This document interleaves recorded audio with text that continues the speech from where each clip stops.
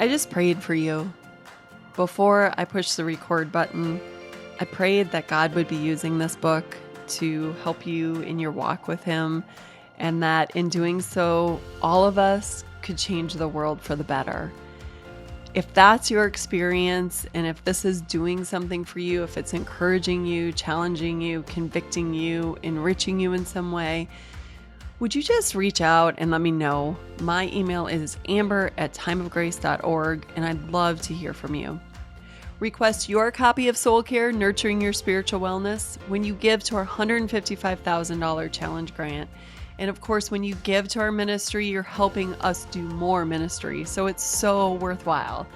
Give today by visiting us at timeofgrace.org or writing us at P.O. Box 301, Milwaukee, Wisconsin, 53201. And now, Chapter 8, Zone Out versus Stop the Scroll. The self-care gurus face a dilemma. On the one hand, they suggest we find videos of fluffy animals to make us forget our troubles, or watch a comedian to laugh again, or indulge in a series or movie that makes us feel good. On the other, it's hard to avoid the statistics. Reviews.org conducted a study around cell phone usage. The data shows that on average, Americans check their phone every 4 minutes. 47% of respondents consider themselves addicted to their phones. 35% admit to looking at their phones while driving. The average person spends nearly 3 hours a day on their phones. That's not counting the time spent in front of a computer or TV. In March of 2018, I was blogging for a women's ministry called Holy Hen House. This is what I wrote. Too often I end up in front of a computer screen or TV screen or the screen on my phone. While waiting for my kids to come out of practice, I scroll. When the day has sucked my energy and I'm counting the minutes till I can shut my eyes, I scroll. At the dentist's office, I scroll to avoid eye contact with other strangers in the room. And after all that scrolling, I'm still tired, worn, sapped, and empty. What if we quit scrolling? I decided to give it a try recently. Here's what I'm doing. Instead of scrolling while waiting for one of my kids to come out of practice or work, I pray for that particular child. I pray for his or her health. I pray the Lord helps him, her to stand strong in the culture. I pray he or she walks with God all his or her days. I pray God molds and fashions that child into an instrument used to his glory. At the end of the day, instead of scrolling, I go to my room and read. Not only do I get time with good books, but sometimes my husband and teenage children seek me out. In the quietness of zero screens, we talk and laugh. After the kids get on the bus in the morning, I check my email, respond to messages, take a quick scroll down Facebook, and then I quit scrolling so I'm ready for my date with God before heading to work. In a short time, I've read through most of the second half of the New Testament. Truth in Advertising, Philemon, James, Jude, and the rest of the books of the second half of the New Testament are quite short.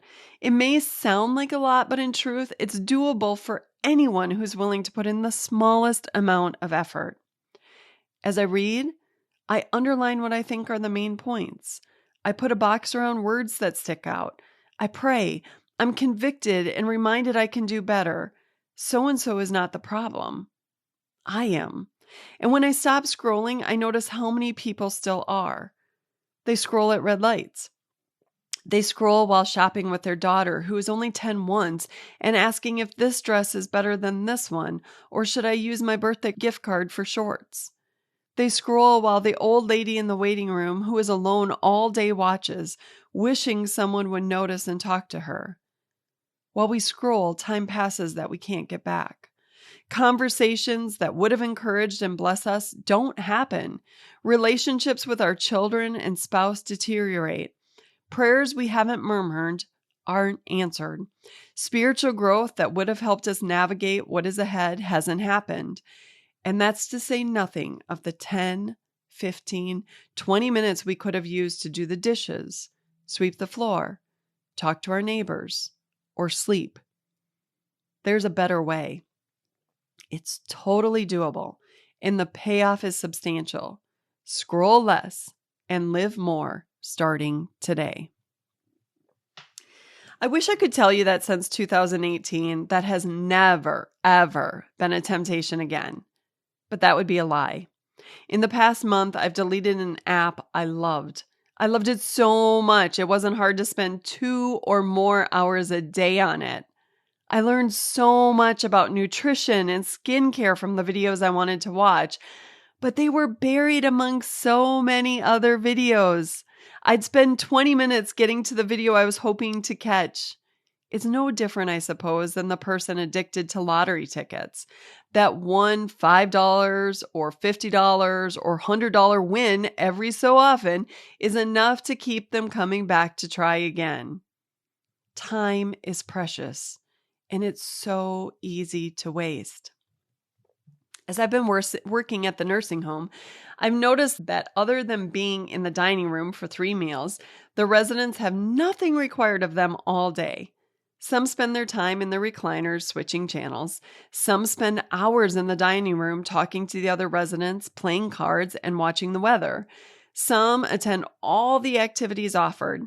Some take frequent naps. But few, very few, open their Bibles. Only a few read.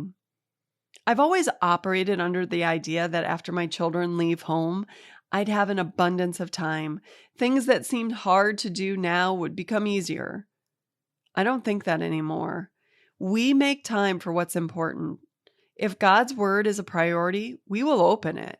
If we understand the spiritual battle we are in and the eternal consequences of not acting, we will engage in prayer and warfare for souls. Satan and the army of evil masterfully manipulate us all the time to keep us from making the word and prayer a part of our day. Remember Martha? She was distracted and almost missed Jesus, who was in her house. Throughout the Bible, we are warned and encouraged to avoid distractions.